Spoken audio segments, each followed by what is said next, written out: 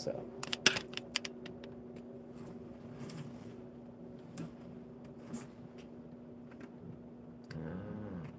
That's what's up. Let's make this easy.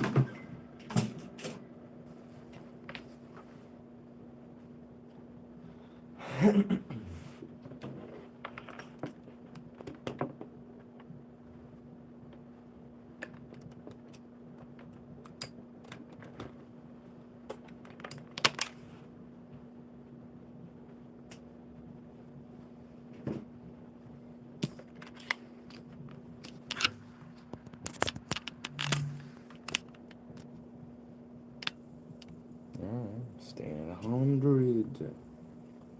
Huh.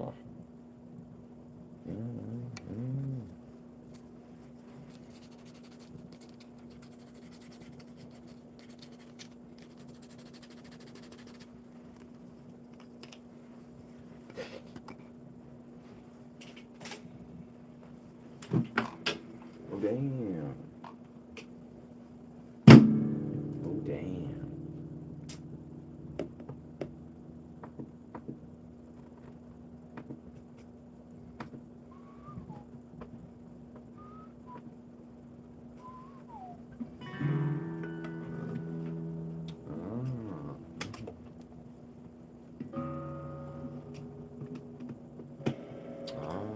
Yes. What's going on? What's going on, Mikax? Mika.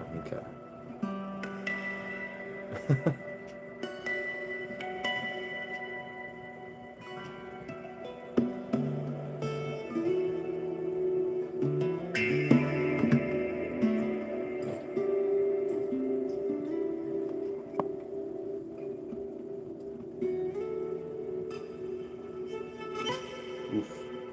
Definitely need to rose in that. How's life? Upload 5-minute music only.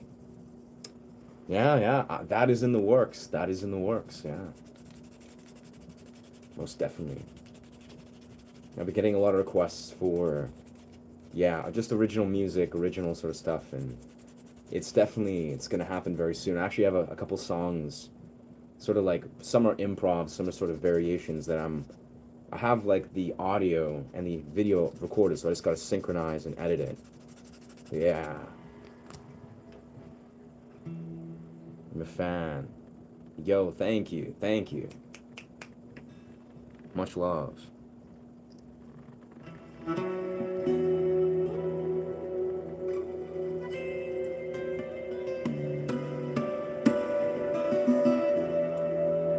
Yeah, it's been a blast, doing these kind of streams and just kind of working on original stuff.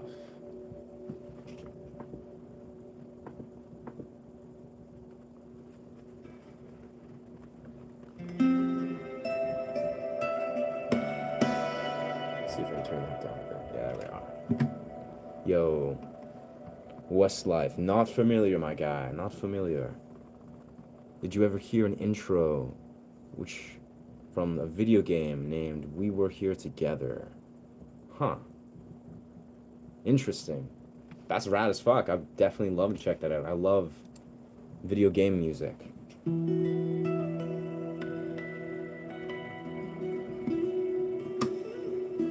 Let's see. So did you hear the intro from... So, video game named We Were Here Together. Huh. Yeah, for the longest time, you may have seen on my earlier content, I genuinely was just basically remixing and improvising to video game soundtracks. We were here together. Huh. I've never heard of this. I actually don't play video games anymore, but trippy. It's like some sort of winter expedition. Sick, dude.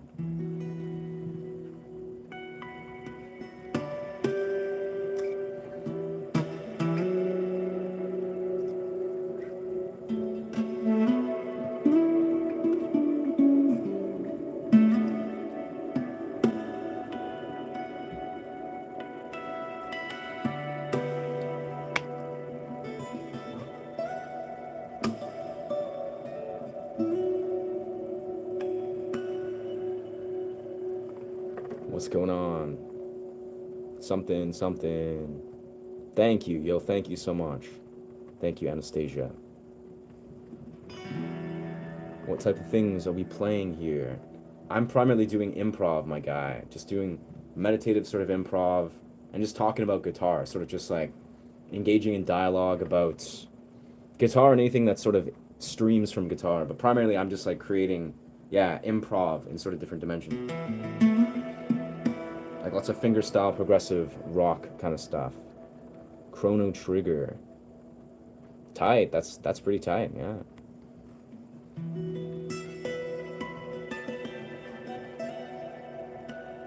Playing around with a lot of harmonics and percussive elements, yeah. Phase Tommy. Yeah, dog. I remember you, brother. I remember you, brother. What's poppin'? Sup? What's going on? Seems like we chillin', bro. We just, again, yeah, improv, my guy. Just chillin'. Channeling music. Creating music off the cuff. And just, yeah, dialoguing, my guy. Plays well. Sweet. Yeah, brother, it's music, honestly. Shout out to guitarists, you know, if you're playing guitar, you're killing it, my friends. The game intro sounds really good. Actually, I'm currently learning to play that intro. Hell yeah, dude. Dude, that's legendary. Yeah, I can't play it right now because I'll get copyrighted, but I have this, let's see, this soundtrack. I really love that, though. I love that when video games, you know, go the extra mile to really, like, get a beautiful sound score. You know, it just makes such a beautiful world of a difference. We Were Here Together, full soundtrack. Seems like a very interesting animation style.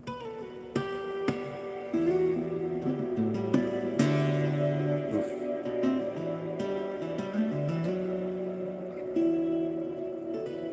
Yeah, lately I've been trying to sort of reintegrate this Picasso bow. You're getting like these very gentle sounds. Let's see, I've been playing.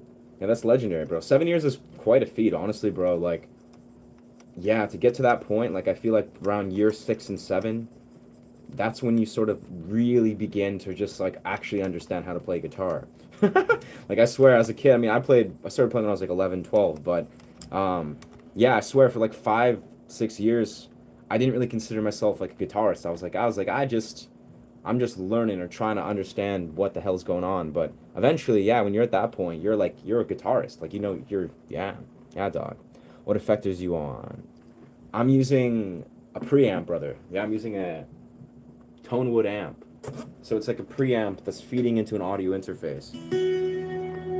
Let me just pronounce this sound here.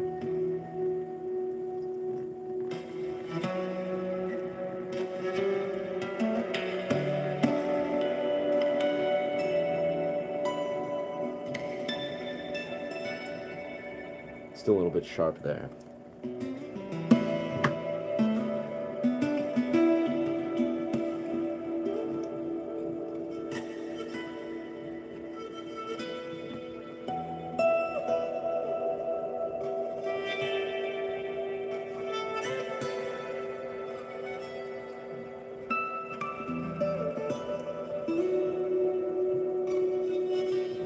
Yeah, I need more Rosen for that. Show it, please. What's going on, Heaven? What's poppin'? I'm in BC, Canada, my friend. What's your war instruments? I can't, huh? My war. I don't know, brother. Yeah, it's a very, like, ethereal sound. That's the kind of key thing I'm going for, because, like, I create sound journeys. That's kind of a primary thing I aim to focus.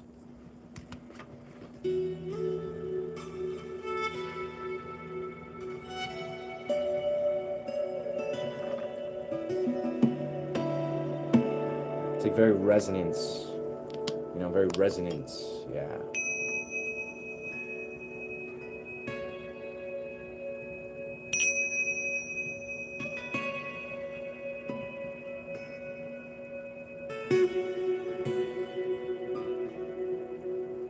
You know, I really feel it's the means of, like, playing around with different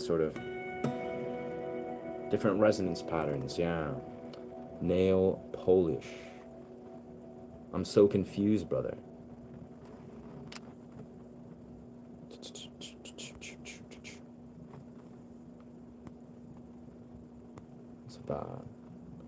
What's your favorite musicians? My favorite musicians, brother, is probably, I speak of this very openly, Andy McKee, Astas Tone, Alexander Misko, and also in a different sort of realm is an artist called Porengi. I don't know if you guys are familiar.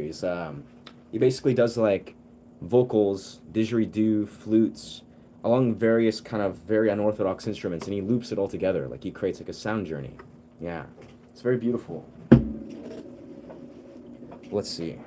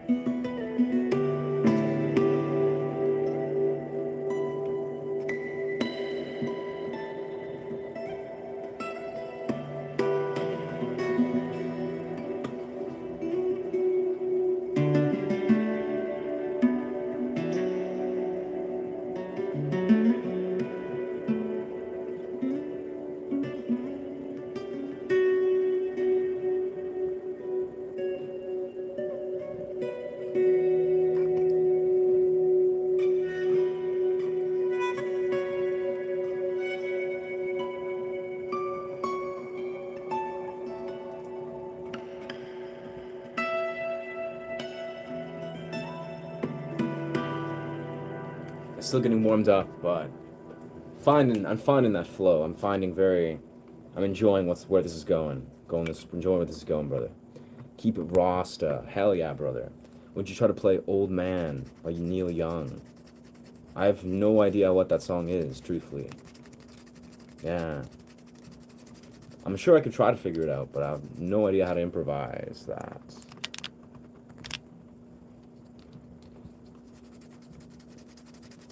Huh. Antoine Dauphin. I'm familiar with Antoine. I'm almost positive I know who that is. If I'm thinking of the same guy. Phenomenal guitar player. If I'm not, again, I'm pretty sure it's the same Antoine. Actually, let's keep that there. Antoine. Oh, maybe I'm thinking of a different Antoine. Yeah, I might be thinking of a different. Dufour. Oh no, this is the same Antoine. Yeah, that guy's dope as fuck. Man, I haven't listened to, yeah, this guy's like a classic Candy Rat artist.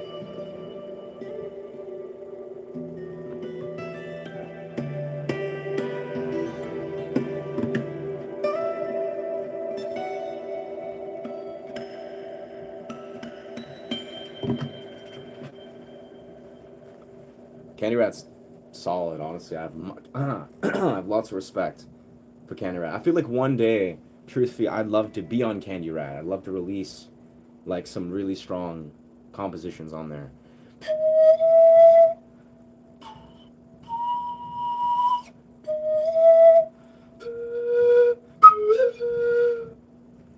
It's funny. I've been playing around with actually 432 hertz, and I swear it's kind of like low key broke my ears, like in a beautiful way, where it's like I've shifted to 440. You know, I'm in 440 standard right now. What's good? What's good, Victor? Appreciate you, brother. Yeah, just found you and just subbed. Thank you, dog. Thank you. Welcome, welcome, my friend.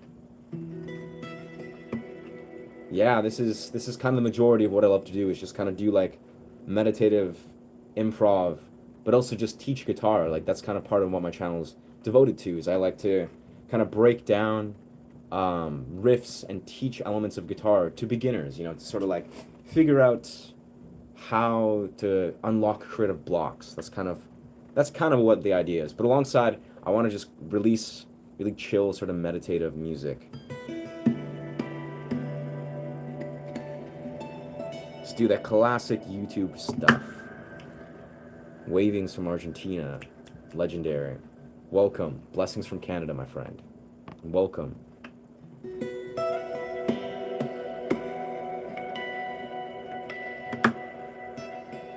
But yeah, it's funny because necessarily I found, or innately, is the pan flute seems to actually play a lot better. Like like for instance, say I'm gonna show this where if I just go to 432 hertz tuning, right? Bang, we're 432. It's very weird. It's like I just basically tune everything slightly off kilter.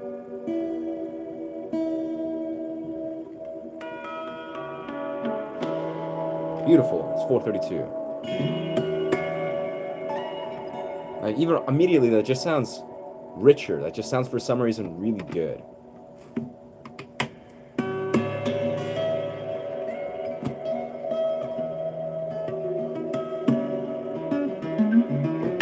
Damn, 432 is just beautiful. But yeah, it's essentially what I've noticed is playing the pan flute in 432, it matching, you know, this. So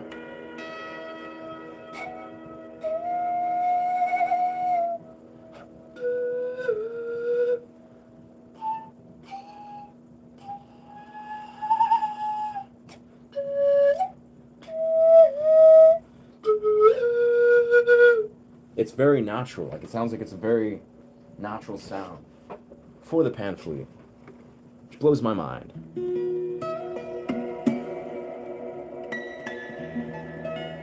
Like it's so rich. And literally until just yesterday, one of my viewers, they were just like, "Word, you should play in 432." And I hadn't played 432 for like literally months, and I forgot just how resonant it sounds. La la lava, chicken. Huh. I'm assuming that's a song, but yeah, no clue, brother. Isn't 432 meant to be better for your brain? That's why they were saying 808 was bad. I think it's, yeah, 432 apparently it's supposed to be, it's the hertz or the frequency that's more aligned with nature. It's more harmonious to nature, which obviously nature is more organic to the human experience. I guess 440 is just what's malaligned with nature. That's the idea. That's what I heard at least. And actually, I agree fully, where it's like 432, like this is 432. I can't even explain, but as a musician, every pattern, like the resonance pattern, it just sounds richer. Like it really just sounds like, really, it just somehow, it's more cohesive.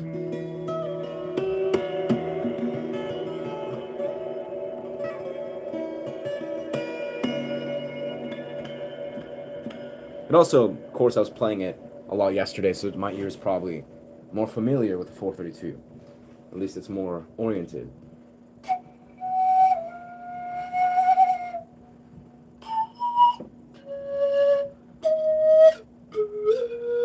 But it's wild, though, the way the pan flute is naturally tuned. For whatever reason, 432 hertz, so it's like slightly off kilter, just sounds better. It's like richer. It's like almost like the pan flute, which is an instrument that, you know, was created to basically mimic a natural sound. You know, it's just bamboo tubes creating resonance.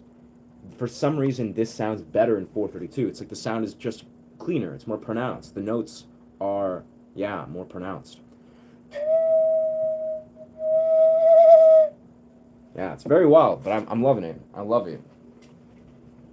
Little things, little things. Play the Metal Gear Solid main theme. Honestly, no idea how to play that, friend. I actually don't think I have no idea how that goes.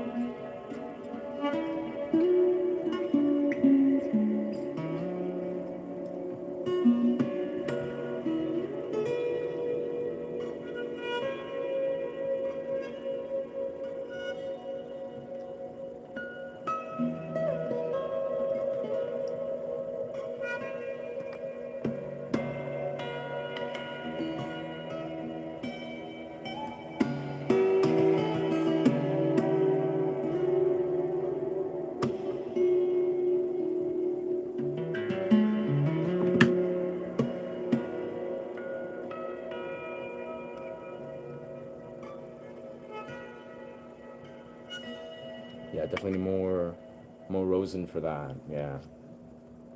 Yo, thank you, brother. What's the thing you put between the strings?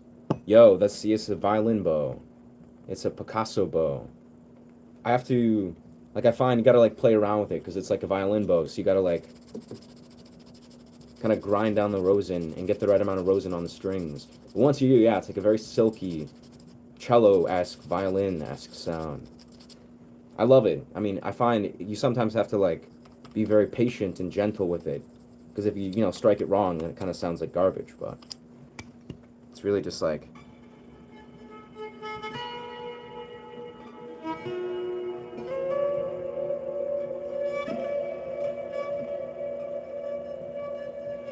Yeah, I think I just need to, like, rock a bunch of rosin. Yeah, I'll just take this moment here. Yeah, Picasso bow. Exactly, brother. Yeah, Picasso bow. It's actually, you can buy this anywhere under the knockoff versions, but that's the original Kickstarter project. It's Picasso bow. Yeah, brother, honestly, it's silky as fuck. It's literally like, if you love violin, which obviously most guitarists or any musicians, love violin, you can literally make violin sounds. Yeah. Takes a bit of patience to get it down, but it's very good. Yes. 808 is more bass. I think 808, if I'm not mistaken, yeah, 808 is like... 808's just quintessentially that, like, goon, goon. It's that, like, bassy sound. I don't know exactly how the dimensions of what an 808 is, how that aligns with, like, percussively, how that aligns or doesn't align with 432. But I don't know, that would make sense to me. I don't know. If the math is like the math is different. Honestly, I'm not a genius I'm not familiar with, like, percussive elements. I don't know much about it. That is producing music with percussive elements.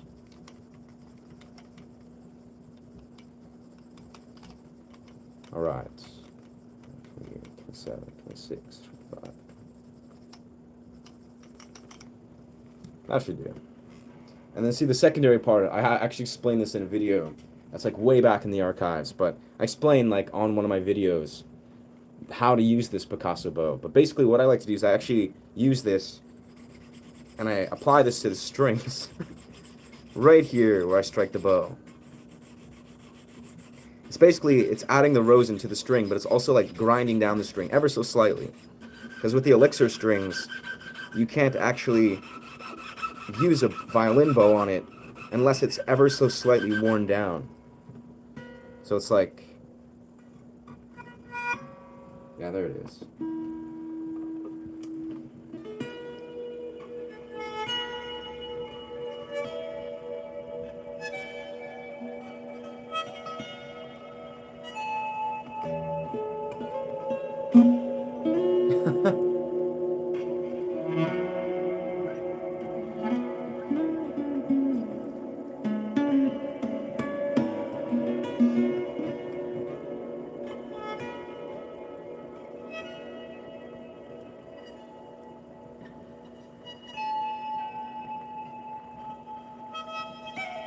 Yeah, I'm kind of botching it, but yeah, it's still flowing.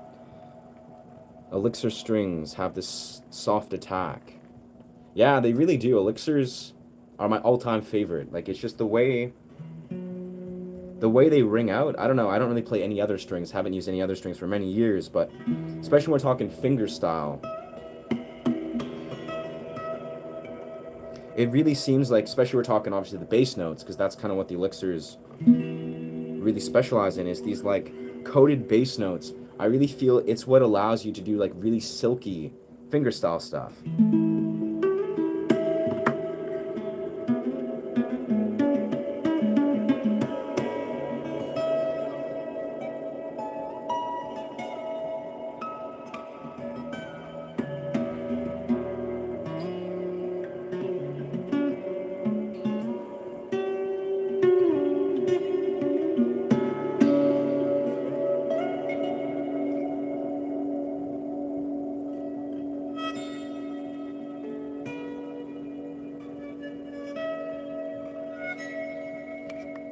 Yeah, it's interesting though. I find with this, like if you're gonna use something like this, the Picasso bow, basically what I recognize is there's a sweet spot. So obviously you gotta have Rosin, but yes, huh?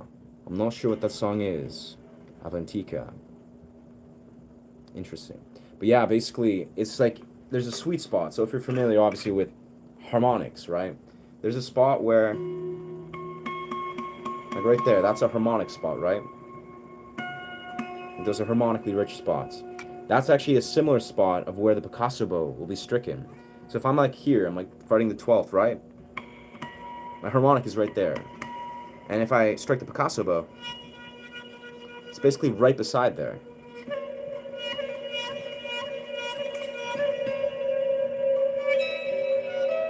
And it moves up, literally just the same way that your harmonic spot would. So I'm right here, that's my harmonic. So what I'm simply saying is part of understanding how to use a Picasso bow is actually understanding artificial pinch harmonics. Because it's the same spot pretty much.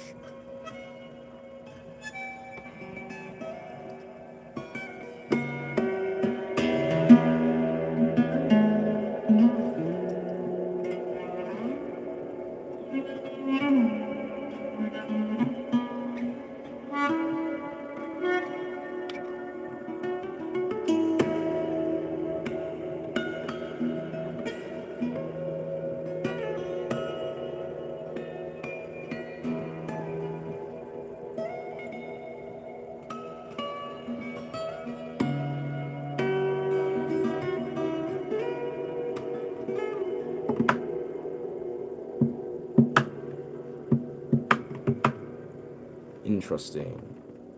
Some other language. Wicked. I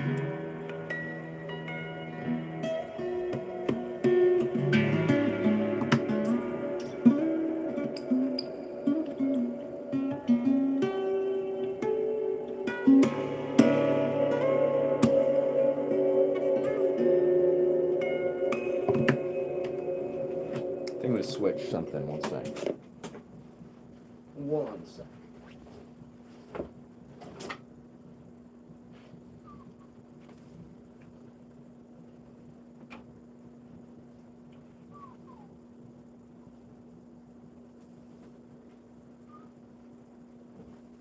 Much more.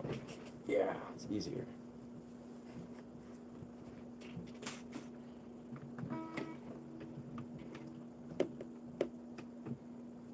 Sweet, that's high praise, high praise.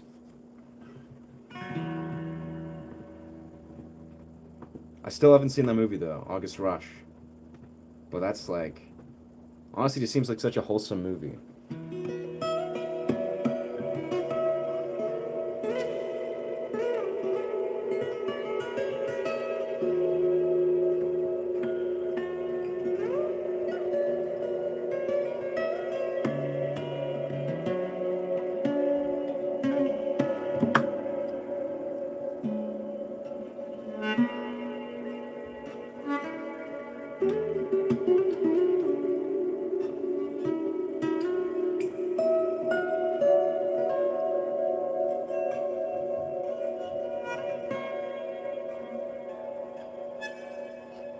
Damn, I need definitely more Rosen for that.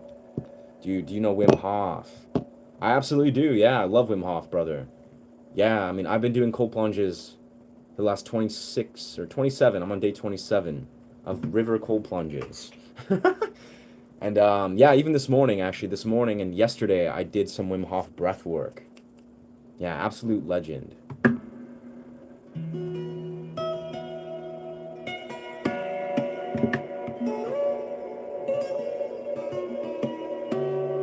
I think Wim Hof is the kind of guy, like, you'll probably notice this if, if people go out of their way to do consistent cold exposure and breath work, it kind of like opens up a portal of basically just engaging within authenticity and engaging fully within discomfort in a healthy way. Because, you'll notice that. It's like Wim Hof, he seems like a very tenacious, very fiery dude. Or he's an old man, like in older. I don't even know how old he is. He's like maybe in his 60s or something. But he's like doing incredible feats, like incredible feats of cardio. He, sings his heart out. Like the dude is just, he's a passionate individual. And obviously now I'm sure he's also extremely rich because of all his books and all his stuff. But the fact of the matter is he's a healthy dude. And I think is interesting is you'll notice people that are healthy, they exhibit sort of the same quality where they're very like tenacious, where it's like a very natural part of, being, yeah, I guess connected to your body. Kind of too hardcore. Yeah, facts. I mean, let's be real here. Cold plunges are not something that you just immediately jump into, nor should you. Like 1000%, if you're someone that's like never done cold plunge in your life or done very rarely, you should not just like hop into a freezing cold, lake or something and try to do a cold plunge. That's not the way to do it. It's about progressively adjusting your nervous system and your physiological body. For me, essentially, I've been doing cold showers for about 3.5 years now. And yeah, I love doing cold showers. I do them all the time. Like I do hot showers for like X amount of time, then I do cold shower for a minute and a half. Did one this morning, and it's naturally you build your tolerance slowly, where eventually, you build your relationship with the cold, where you just bit by bit you allow yourself to adjust. And once your nervous system adjusts, beautiful things happen. Like, it's like an infinite portal of health.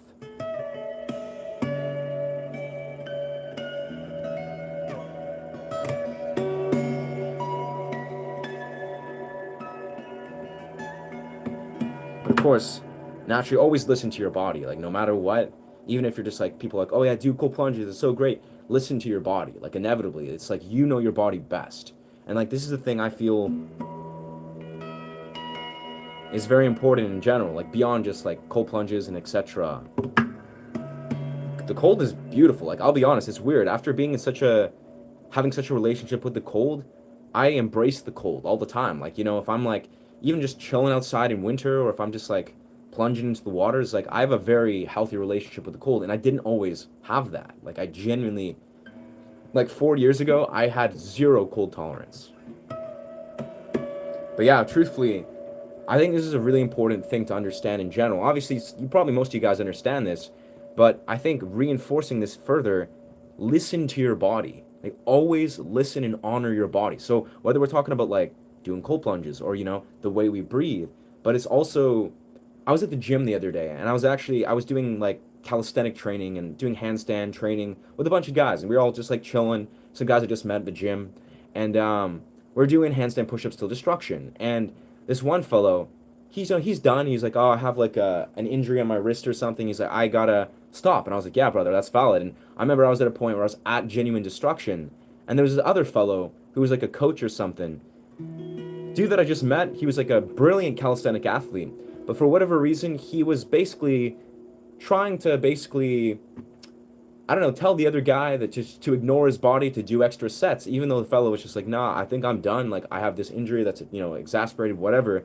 And I remember just kind of looking at it and be like, this is such a cardinal thing that doesn't matter what anyone in the world tells you. It could be a coach or trainer, athlete. It could be, someone that's well intended.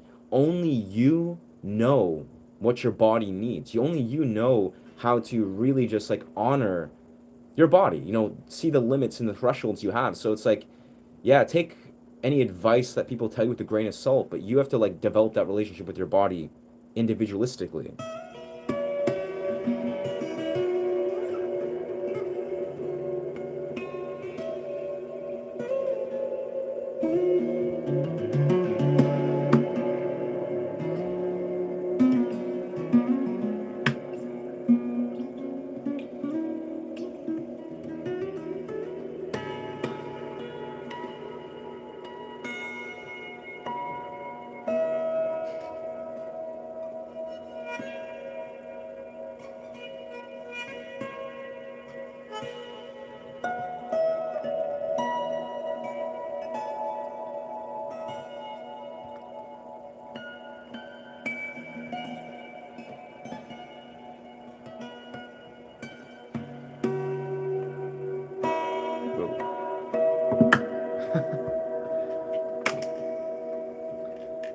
Tool. Can't say I do. I've been breaking down some Tool riffs and some Pucifer riffs, but not my, yeah, I haven't taken a lot of time to learn to perform Tool.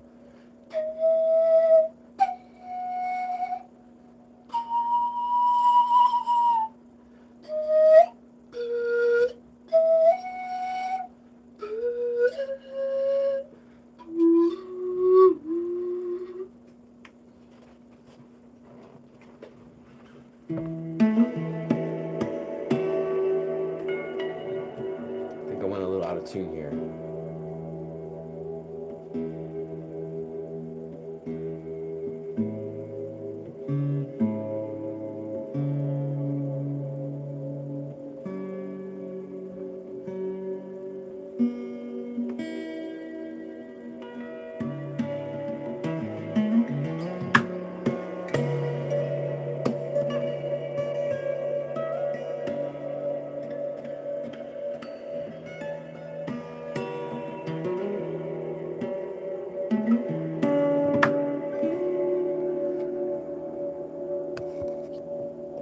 It's funny, I was listening to this one artist get a tattoo like that.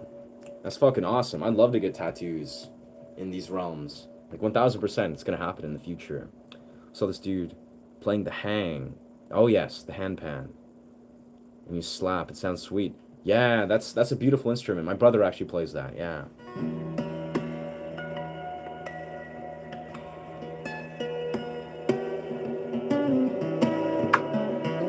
Yeah, I found myself listening to Wagal a lot. I don't know if you guys are familiar. It's like Waagaal. Wagal. I think that's how it's pronounced. But he's very percussive. Like he's got like almost like a very primal, almost like ancient sound. But yeah, I've been listening to a lot of his stuff, and it blows my mind just how beautifully percussive his music is. And he's actually the same artist that basically encouraged me to utilize this.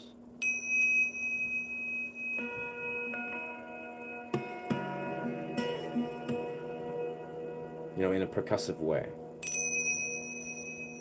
Absolutely, brother. Absolutely. I agree, don't rush. Now, I've been thinking about tattoos and conceptualizing literally for about 9, 10 years now. Yeah. So I'm sitting on a lot of ideas. But I know for a fact, I think geometry, flower life particularly, is definitely something I would love to incorporate.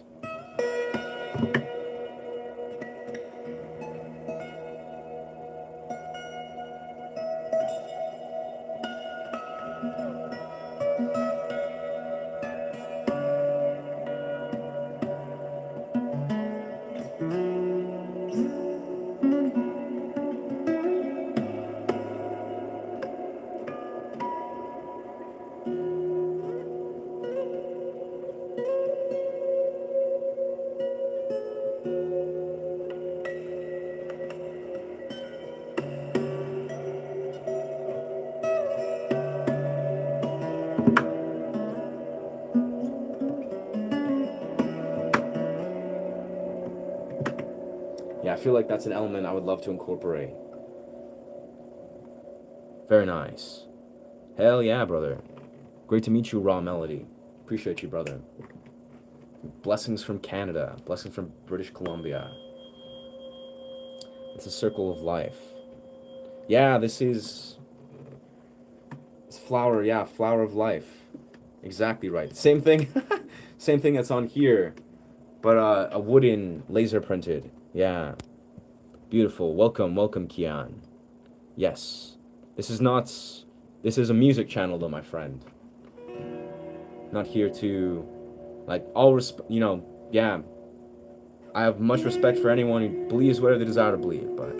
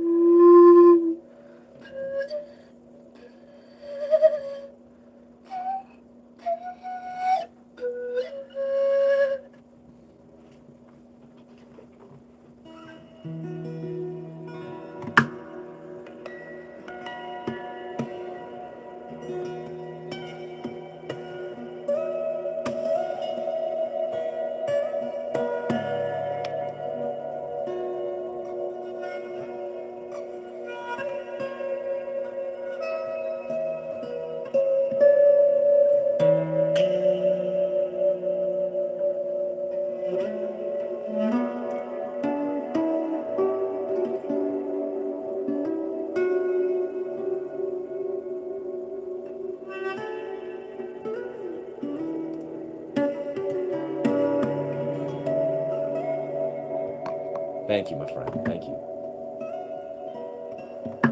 Anything with the Figrian?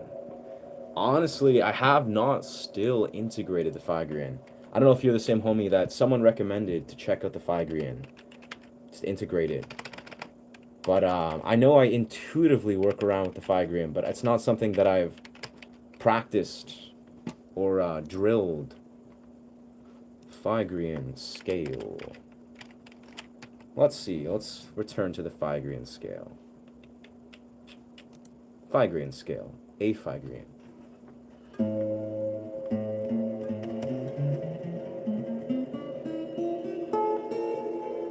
I feel like I definitely mess around. So 5th fret. Yeah, I've messed around. Interesting. Yeah, Figrian scale is definitely resonant with my style. Any with Figrian, more dark. Yeah. I don't know, again, intuitively, what I do, what I would consider what's in the Figrian realm, is I'm a very active advocate of messing around with basically 5th fret, 5th string. Like that's, you may have noticed, this is where a lot of my tapping.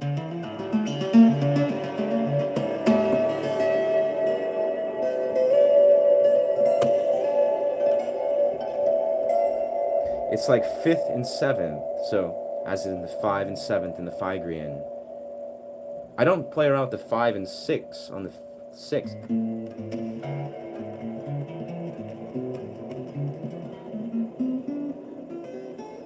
Yeah, it's interesting though. That's what I never really noticed. I mean, I'm also at 432 hertz, so I'm a little bbit off kilter, so it might sound a little bit different from what you regularly hear. But yeah, I guess this is me recognizing that I do utilize the Figrian a lot.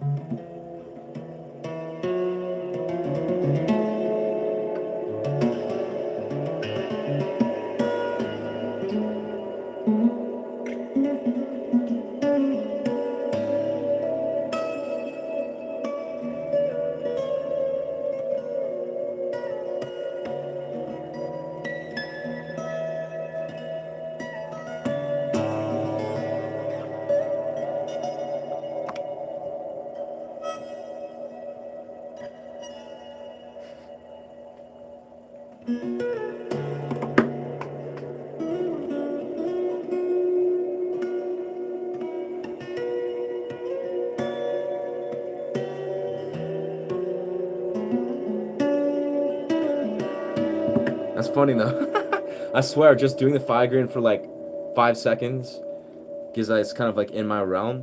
That like cleaned up my scaling like in like a quarter of a second. I was just like, or whatever I was doing, and I was like, wow. Immediately my whole, yeah, I guess my scaling through improv just somehow was so much cleaner.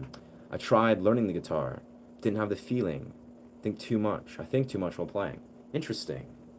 Think too much while playing. It's interesting. I had this conversation actually with my lady friend that was just over here, where I was like talking about learning the guitar. Of like, you know, there's a lot of different learning curves in learning the guitar, but I think, yeah, that's an interesting. I've never heard of that. Didn't have the feeling for it because you're thinking too much. I think, honestly, brother, I think, Victor, that's such a normal, if not, that's a universal thing that pretty much everyone will experience. Like if you're new to guitar, like new, 1 year, 2 years in, whatever, you're going to basically be very critical of yourself. I'm a perfectionist. Like I am like a classic example of a perfectionist. I think I've done very well to remedy my perfectionist perspective. A lot of it, honestly, is through playing guitar and also through dance. Like I'm very good at like laughing at myself and laughing at the idea of perfection. But I think, yeah, honestly, for me, if I were to like relate to that, as a beginner, as a novice, and beyond, I'm extremely critical of myself.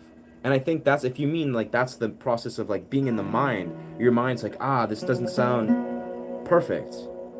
For one, it's okay if it doesn't sound perfect. And even beyond that, hell, like if you're, jamming, like if you're just jamming out, you're still doing it. Heck yeah. I don't know what the homie's talking about. But yeah, Martin's is locked in his case. Still have it here. Yeah, it's like I swear, brother, a part of it is like, for one, I really feel letting yourself let go, and even as I do, like if I make a mistake, like if I'm just, I don't know, if I make a mistake, um, I'll laugh at myself. Like I'll normalize it, just being like, like fuck. Not in a way where like when I was younger, I would get like anxiety when I make mistakes. Like I'd just be like, fuck. But nowadays, I laugh at myself, and I've been doing that for like 8, 9 years, where I really reinforce the idea that it is okay to make mistakes. Perfection is not real. It's not something you should try to strive to achieve. And again, maybe you don't have that exact, um, issue as I do or as I did. But part of embracing imperfection is also realizing that you can just like play, just anything. Like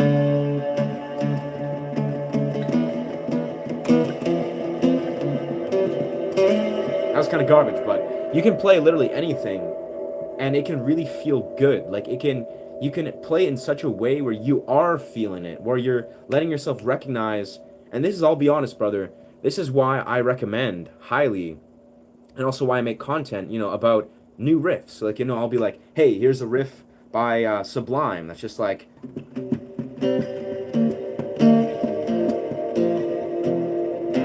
it's just like, here's a simple riff that may resonate with you, that is easy, like relatively easy, that you can rock out and really enjoy. Because, like, I think it's important when you're new to guitar to basically create a relationship with the guitar that, in the essence of it, you're just supposed to rock out. Like, you're supposed to have fun with it. If you play a few simple chords and just rock out and have fun with it, that's the relationship one should be forming. Not this means of being like, oh, I played a scale, or like, oh, this is perfect, or it's not perfect, or, stressing out over the stupid little things. Because, truthfully, that's, trying to stress or focus on perfection is an easy way to burn out. To try to act like you have to be some sort of masterful guitar player within a number of years. Like, it's like, there's no, basically, there's no reason to try to compare yourself to any guitarist that you see, or try to, rush the process of learning, right? It's almost like, I'll be honest, brother, like the simplest thing I can express is learning guitar is like a masterclass in patience and delayed gratification. It's not supposed to be like an easy way to learn music, an easy way to do XYZ. If you want to learn an easy way to play music, try the piano, or maybe like play a flute or something. And that's like, I think it's a great idea. But guitar is kind of like meant to, it's a very like, it's supposed to be challenging. But the idea is, what it's supposed to teach you is genuine patience, genuine perseverance, and basically, as a delayed gratification, guitar is literally supposed to teach you how to see an end goal or a vision that is way beyond the immediate picture. Like, I'll tell you, it's like, when I played guitar when I was new, when I was a kid, obviously, I was not even remotely good for at least 5, 6 years. And obviously I was a kid, so it could happen easier and faster as an adult. But the idea is, it's you have to practice the way of appreciating how to have fun with the simple little things, which again I think is just rocking out to your favorite music, like playing music, singing along, and just having so much fun. Give me a romantic music. I would love to. I would love to. Let's see, romantic.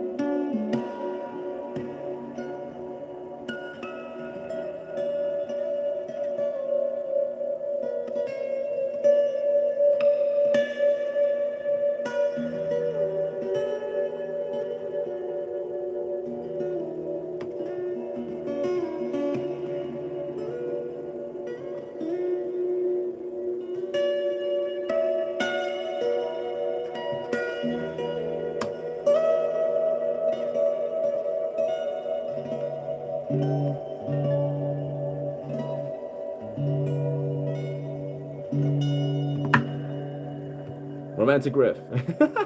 Got you, brother. I swear, like, a mass majority of what I play, intuitively, it's either like emotionally contextual for like melancholy or turmoil or sadness, or it's, you know, happiness, romance, ecstasy. Like, that's kind of what I love to play. So that's what I feel when I think romance. And especially, like, there's so much love and loving energy, I feel, in some of these, like, guitar notes and melodies, right?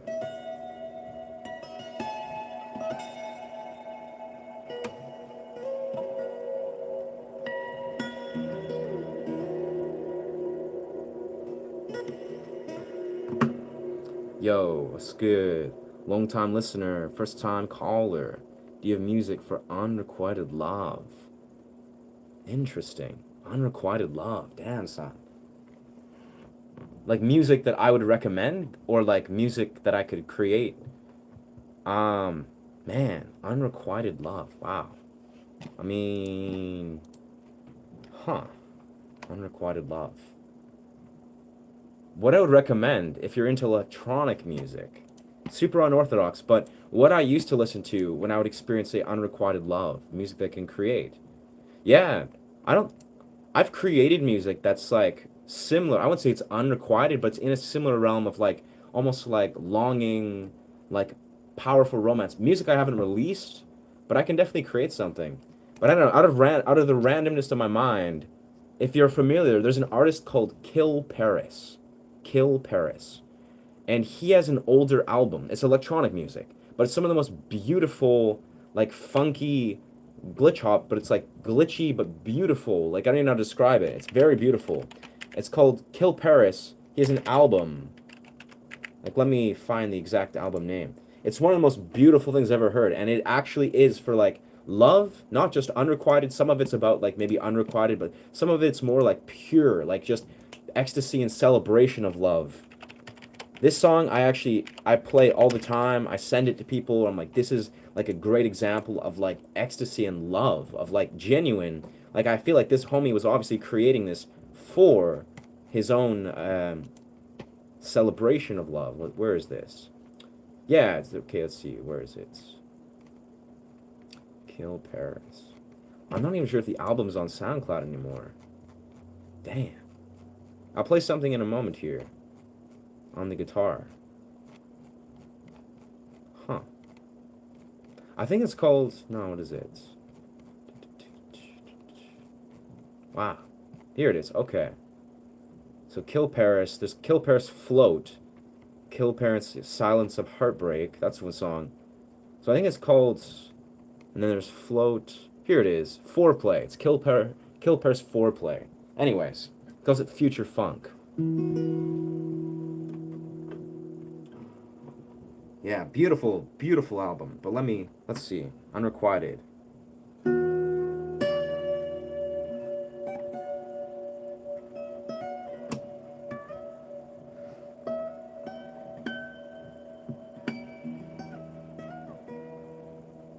I think I turned my volume down. There we go.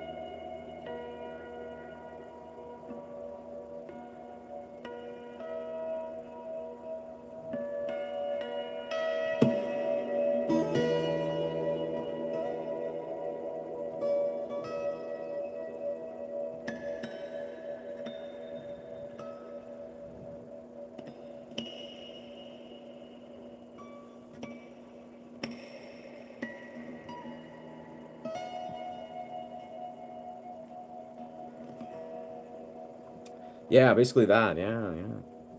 That that was a really beautiful exercise. Wow, I really felt that. Yeah, brother. I'm not feeling that way. I mean, it's funny. Like I felt that way in the past. Unrequited love, but that's the song Unrequited Love. I think I'm gonna record that. Yeah, I really like that. Thank you, brother. Thank you, brother. Yeah, wow. I'm definitely gonna listen back to that and record that because that felt good. That felt like a good song. Music, though, yeah.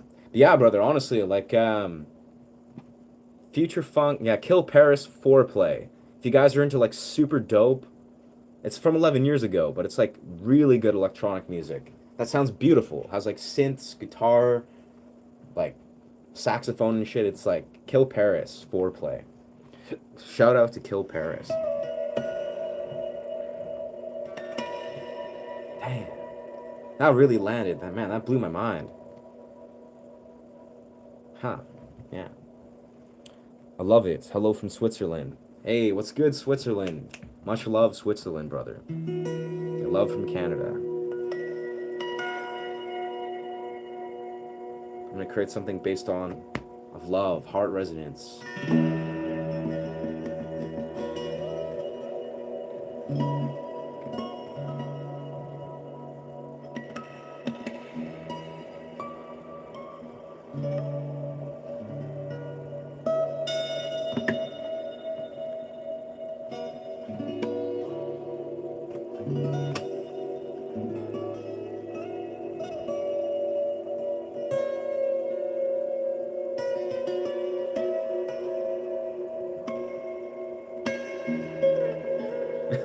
It's coming up very melancholic. It's like also I'm in 432, so it's definitely like it's in a lowered tier where it's a little more sad. But happiness, happy chords. Think happy chords. Let's go into happy chords. Hell yeah.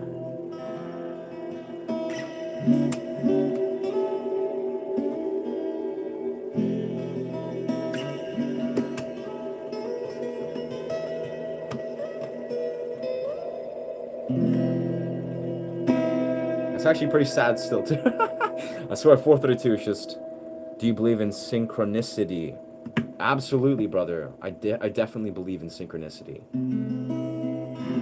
That being said, I think if we're talking about like metaphysical anomalies, like quantum alignment, quantum shifts, like quantum, etc., I think synchronicities, like synchronicity. How does it pronounce? Synchronicity. I don't know. Synchronicity.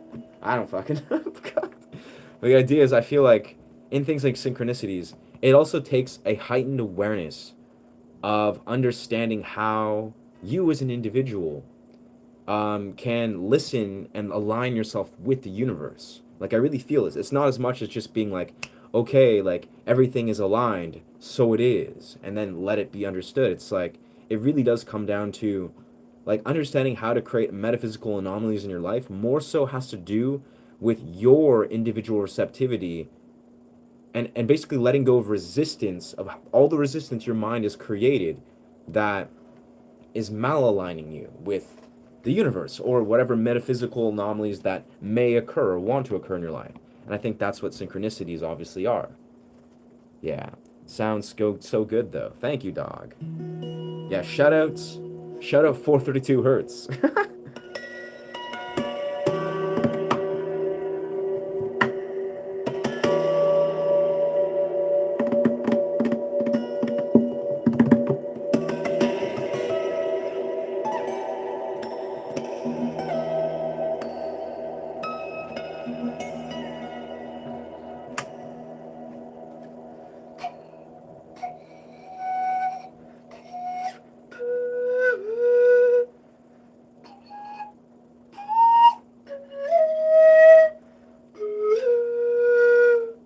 Kind of lost the key, but that was still good. Can you do the Picasso bow? Absolutely. Absolutely, brother. I need to like rosin this baby. Thank you. Thank you, Red Bull Princess. Appreciate you. I'm having an amazing day so far. I have yet to do my daily cold plunge, but I'm vibing. Yeah, I need to get another one of these babies. And actually, yeah, it's weird because I sometimes, like right now, if I say I'll sit here for like 30 seconds and rosin this down so I have like the best. The Ashe is the beans guy. The beans guy. The beans guy. Huh. I don't know if that rings a bell, brother. I mean, I kind of recognize Jumping Jim, but I'm not sure what the beans scenario was. I don't know that I needed your music after a stressful day. Hell yeah, brother. Honestly, I swear, bro, when I'm having stressful days, fortunately I haven't had many recently, just playing guitar, like catharsis, brother, like catharsis. That's where, like, I appreciate you guys that have confided in me to be like, hey, like, can I play a song about romance for the one homie, and then the other one about like unrequited love, because that, like, that's beautiful, brother. Like, that's catharsis for you and for me. Like, I'm not feeling those emotions, but I'm feeling them as I play them. It's like, that's so fucking awesome. Yeah,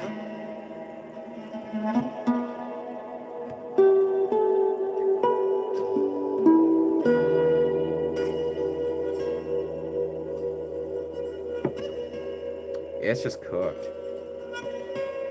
Yeah, I gotta, like, really apply this rosin effectively, or else it's just gonna sound like dog shit. Or it's just not gonna strike. This'll do the trick.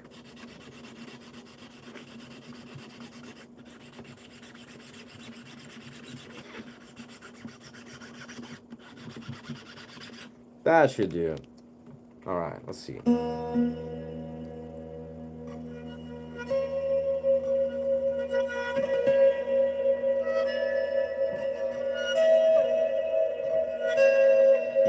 little bit sharp, but it's pretty good. Pretty good.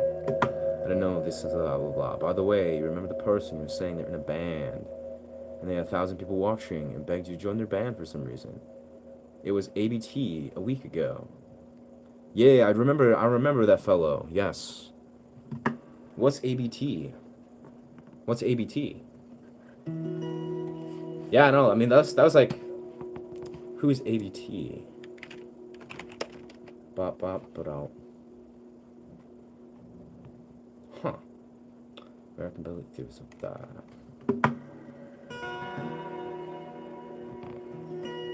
Oh yes, it was about a week ago. Yes, yes, sir. Yeah, nah. What about the homie? I think he actually chimed in earlier today. Yeah, I still don't know what's up with that. I mean, all that aside, it could be. Turns out they were just a little kid. See, I had a feeling, like, not to throw salt, you know, at a kid or whatever who's trying to be a musician, but like, in that moment, I was like, wouldn't it be a hilarious, like, twist? Yeah, that's what my mind actually thought. I was like, my intuition was like, I think everything this dude is saying is just like it's kind of like a little mind game, like a charade. He's like, hey, like, yo, this, that, join my band, XYZ. It's like, it didn't seem real, where I was like, yeah, ABT was just for about word facts. Yeah, I mean, hey, like, weird. Like, no, like, nothing. Yeah, it's just like, I mean, long story short, I think the red flag in my mind that's triggered right away is like, brother, bands, like bands. Like, we're talking about like a person joining another person's band. That's like, as I sort of expressed in the moment, that's like a sacred journey. It's like a sacred pact. You don't just be like, yo, let's join my band, let's go, let's go. It's like what? Like, brother, you realize this is like a lifetime thing that is like a sacred bond. So that alone was just like, I was like, no. I was like, no, bro. Like, I'm in my band. I'm the band, bro. But yeah.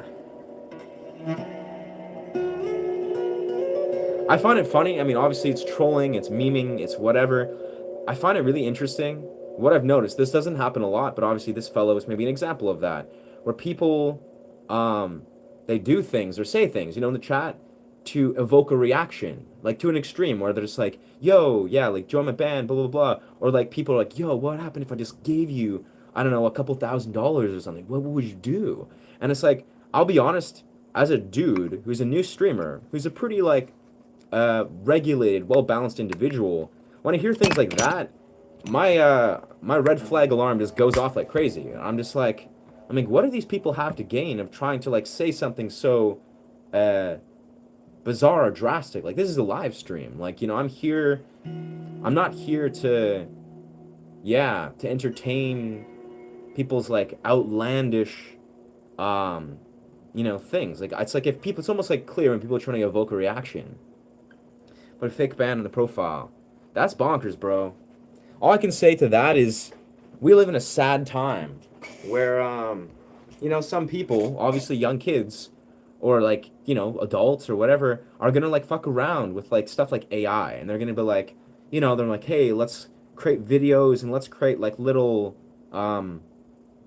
charades, I guess, of like, things. And then they're gonna start to like, when did you start playing? I've been playing for 16 years. Yeah. Well, like on and off, starting when I was 9. Yeah. That's tight, bro. Yeah. Guitars are beautiful, beautiful beings. Or beautiful things. But yeah, dog, it's like, that's the reality. It's like, I think low key, I don't know for sure because I've never really fucked with AI, but I feel like it's gonna invite a whole new realm of people who are low key just gonna, for lack of a better word, be delusional. They're gonna be like delusional and believe their delusions because they now have this whole new beautiful tool that is AI, video creator XYZ whatever, where they can basically reinforce these delusions. Like, be like, oh yeah, like I am, blah blah blah, this that the other, and then they're just like reinforcing this idea because they can create like AI videos. Yeah. Tight, bro. Absolutely. Yeah, I'm in the new guitar gang too, like pretty soon. In the next week or so, I'll have a new guitar. Or whenever the fuck it comes, yeah.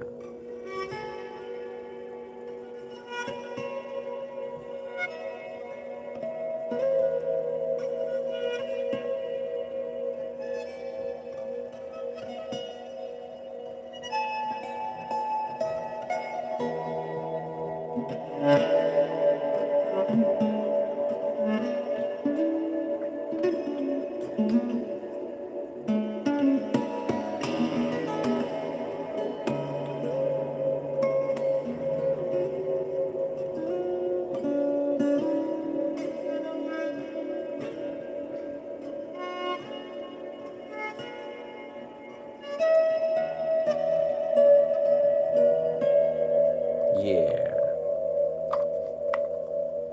Super dope.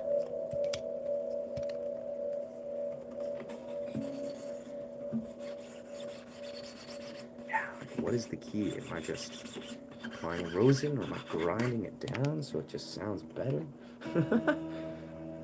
Insanely good playing today. Yo, thank you, dog. Oh, word, I see a guitar. Yeah, I've been like getting my flow, getting experimental as fuck. Let's see. I can barely see it. I'll have to look when. Actually, wait a sec. I got YouTube on my computer. I see a sort of Martin or like a. I see an acoustic guitar. Okay, this is gonna be. How do I do this? I'm gonna look on my look at my stream and watch myself for a second. It's getting weird. It's getting really weird. Oh, this is a good way though. I can visit other people's channels. Oh damn. Yeah, I'm like listening. You can probably hear. There's myself in the background looping. It's super weird. Damn, son, that's actually Jack Daniels whiskey?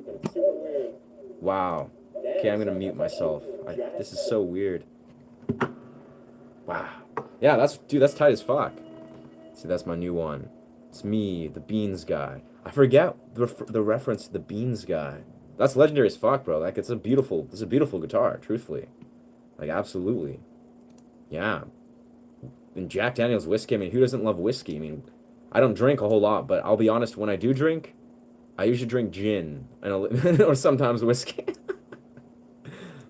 But deadass, like, it's like when you're drinking whiskey, again, I don't drink like pretty much ever. It's kind of like you're instantly transported to like Suits. It's like you're a character in Suits. You're just like you just won a freaking a lawsuit. You just closed the whatever the hell is named case, and then just drinking whiskey celebrating. Yeah, dude, I've been drinking Jack Daniels whiskey and so long, I swear. First time I drank whiskey in probably like 8 years was recently, and I drank Kraken whiskey. Kraken is like, that is shit. That shit's like peak. And again, I don't drink much whiskey or anything in general, but since I tried Kraken, I was like, wow, I think I'm a fan of whiskey. Yeah. Not enough to drink it regularly, but it's definitely like, if I'm gonna drink something, I think that's good to know. Yeah, Jack Daniels, I remember it. See, this is the thing, is like, the weird thing is my relationship with alcohol, primarily because I basically didn't drink for like 10 years or something. I think of like the times that I drank alcohol, like vodka, whatever, whiskey, when I was like in my teenage years, when I was like in my teens, drinking with friends at like house parties, where I would just drink to get drunk as shit, and I would never enjoy the taste of the alcohol, not even like remotely. I wouldn't even try to. And that's a weird association, but I'm sure Jack Daniels is delicious. Talisker. Never heard of Talisker, but good to know, brother.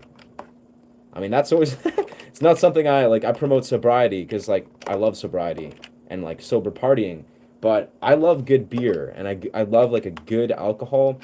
Like I'm open to just like every once in a while drinking responsible tiny amounts of alcohol. Let's see, Talisker. But I'm a very like I have very strange neurochemistry. Go vegan. Are you saying it like you're cheering on the dimensions of veganism? Because I'm vegetarian, brother. I should probably stop changing. I mean, maybe, yeah. It's not about getting drunk. Absolutely not, brother. I'm just saying, as a 15-year-old, yeah, I was like, for some reason, my association with alcohol was like, we're drinking to get drunk, and then I hated it, and I just didn't drink. Like, I was just like, this sucks, bro. But as a full-grown adult, who admittedly, fortunately, I have zero issues with alcohol. Like, truthfully, I've like happily been sober for like 10, 11 years. Now I've been like teetering back. Like, what is the application of alcohol? What is like the way to enjoy a tiny, tiny bit of alcohol? Not even when I'm partying, not even when I'm like hanging out with people, just if I'm hanging at home playing guitar or like watching a good movie, I'll just like maybe just a little shot of this every couple weeks is gonna be kind of interesting. But now to the homie saying vegan, I'm trying to find what this alcohol is. Talisker, Talisker. Okay. Alcohol, whiskey. But deadass, I'm vegetarian, brother. I'm been vegetarian for 11 years, and I would go vegan. Oh wow, looks fancy as shit. Huh. That's a beautiful bottle, I must say.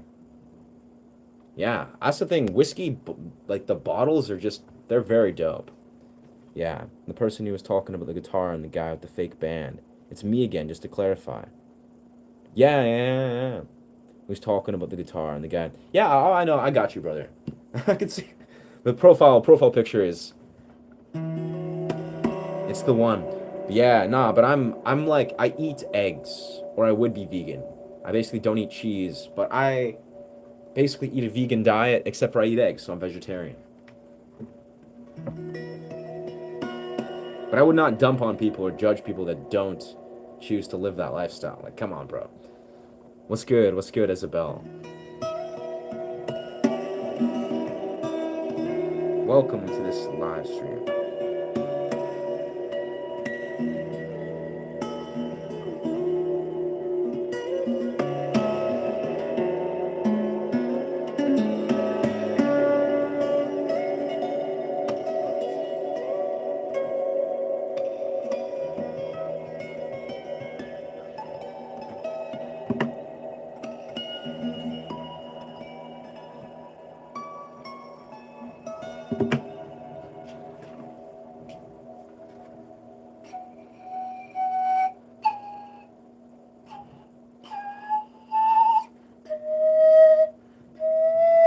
No, it's like.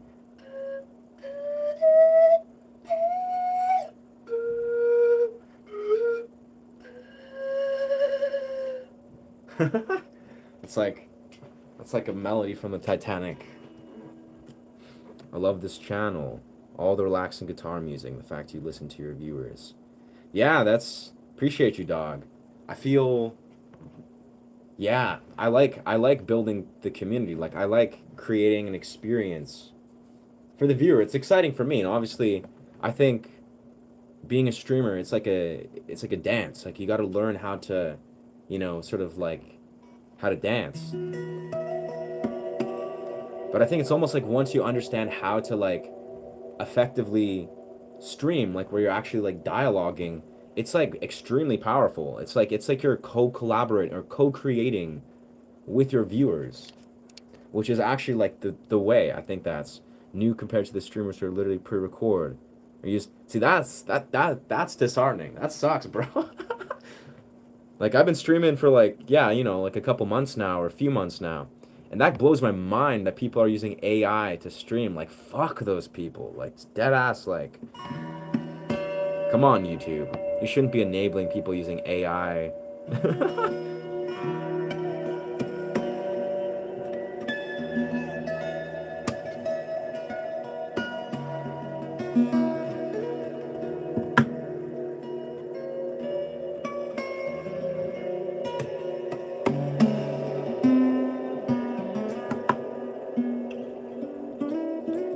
All I can say is it's making my competition easier or making my job easier, I would imagine. Yeah, I agree with that. We all just hang.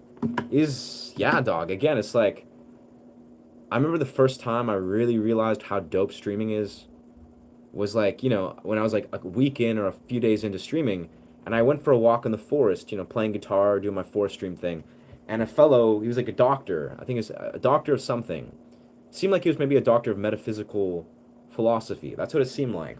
Basically, we had a conversation about like metaphysical philosophy, like Joe Dispenza, all those beautiful things, and I was just like, immediately, I was like, this was just one person that had a really good opinion that like complemented, whatever the stream was about. And suddenly this stream was like rich and full of energy where like homie was like creating, original perspectives. And it really, there's something 1000% extraordinary when you learn to co-create with, well, pretty much anybody. And you think about that in the context of this, where it's like we all can co-create in a deeper way with a music audience or with various audiences. That's just magic. It's literally magic. It's magic to me. It's magic to the viewer, because they can co-create. Most of it's brain rot. Roblox. Yeah, I've heard Roblox. I have no idea what that is, but I don't know. A lot of young people talk about that game. What's good, Uncle? I mean, at least you didn't use the three-letter abbreviation that's like lazy as shit and just call people Unk.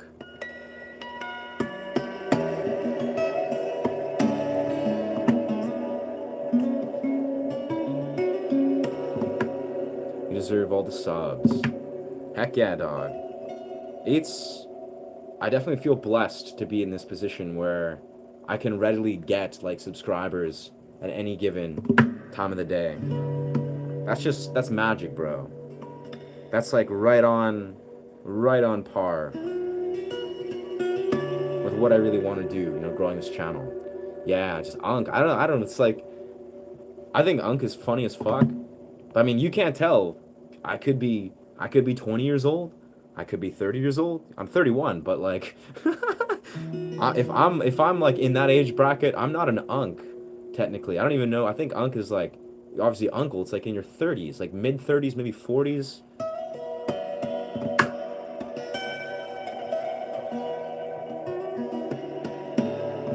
I think people should use words with context. The context that makes sense.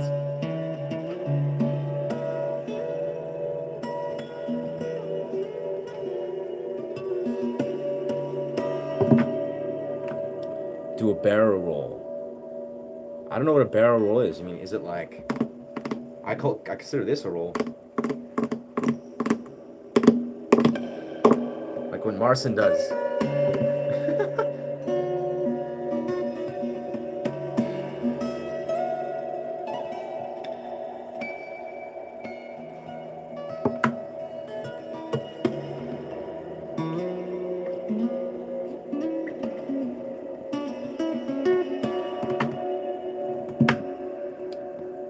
No, search it.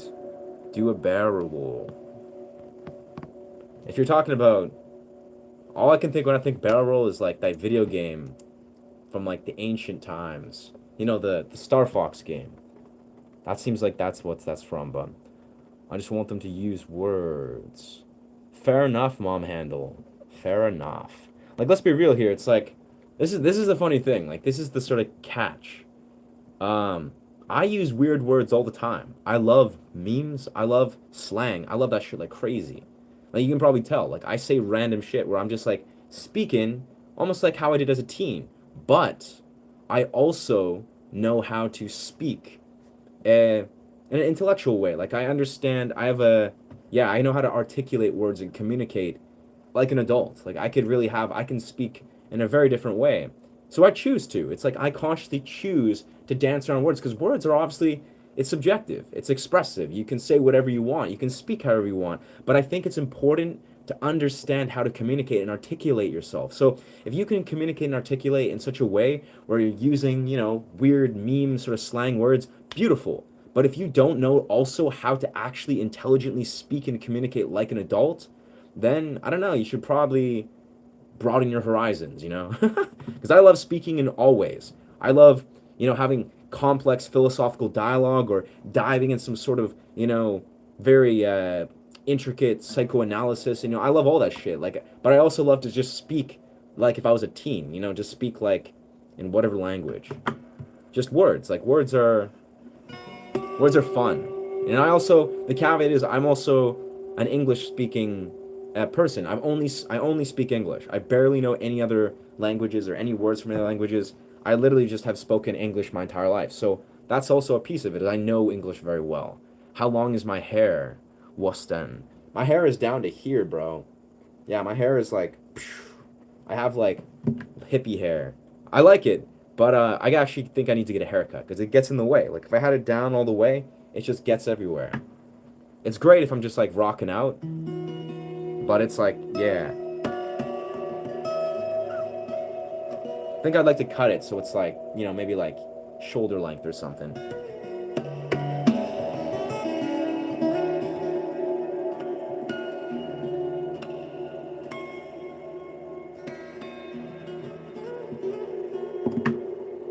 I think it's high time to record some stuff.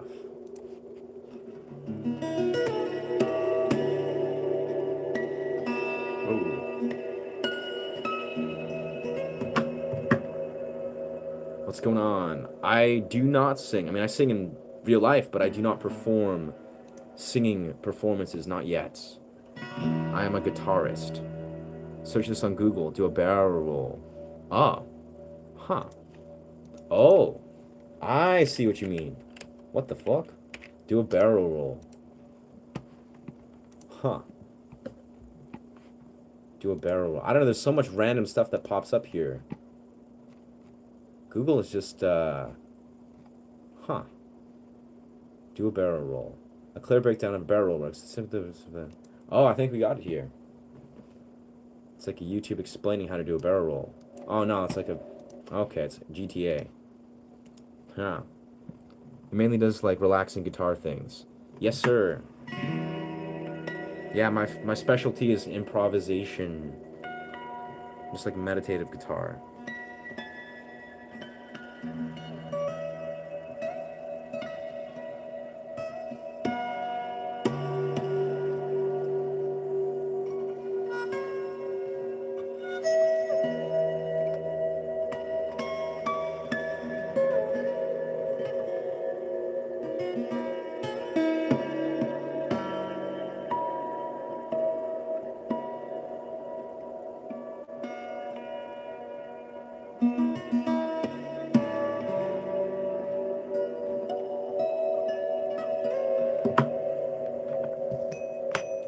Improv. Did the screen just flip around? Huh, no. Damn, son. That's cool. That's crazy, bro. 4 a.m. Huh. Well, I mean, welcome.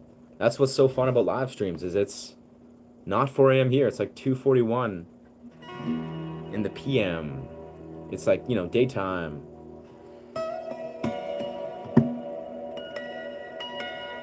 I know how that feels though. 4 a.m. being up all night. I think you're probably on a different planet kind of feel. I like that feeling, especially well if you go to like a rave. Like I love that feeling of just being up all night dancing, connecting with people, being in a rave, and then just going home and just like chilling. So what's it like in Canada? It's pretty great. I mean, I live in British Columbia. Um, right now it's kind of like a bit foggy, but usually it's like it's very green. Like there's lots of forests, lots of good nature.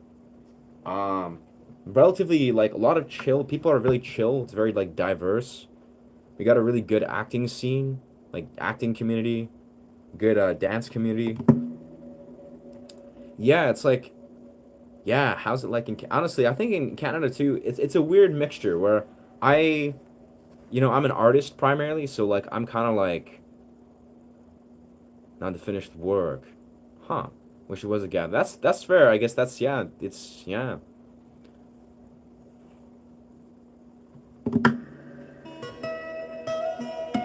Yeah, absolutely. It's like in Canada, the economy is kind of bonkers. Like in BC, it's very expensive, but naturally, yeah, I think the communities are pretty strong. Like I feel like you get a very interesting diversity of humans. So, you meet all different sorts of all different ethnicities, and they're all pretty dope. Like I'll be honest here, like I'm obviously Canadian, I'm Ukrainian and English, but I've been born and raised in Canada, so I lived here my whole life. But you'll meet so many different foreigners, and they're all just like they're all vibing. Like everyone's just kind of like vibing. Yeah. Like I personally, I don't see much discrimination or sort of like indifference or even racism, but I'm sure it exists. But I'm not. Yeah, I don't really understand racism. Doesn't make sense.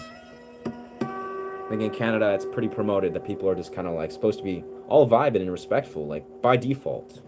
People can do whatever they want, but I love I love many different ethnicities. My acceptance letter from the Uni Toronto. Do we recommend? Huh? Do we recommend guys or no? What does this mean, my guy? Yeah. How's the family? Family in Ukraine. I actually don't have any relatives that I know of that are in Ukraine. But yeah, I know lots of people that are Ukrainian that are I don't know. I feels like I can't say. Yeah. I can't say I know how to play Bollywoods, brother. Yeah.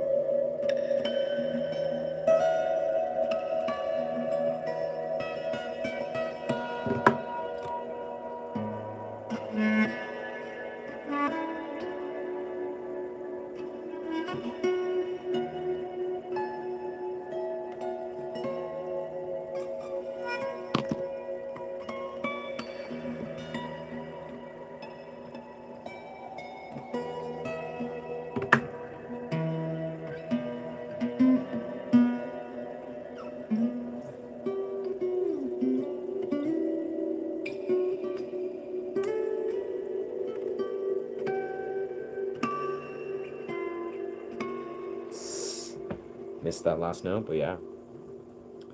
Understand. And they start popping. Huh. Very cool. A challenge, hey?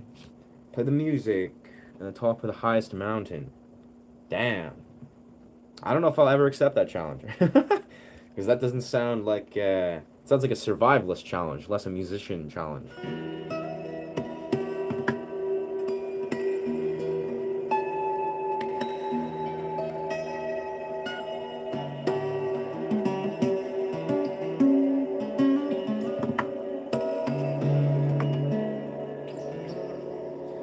Yeah, altitude sickness is no joke, is all I'll say.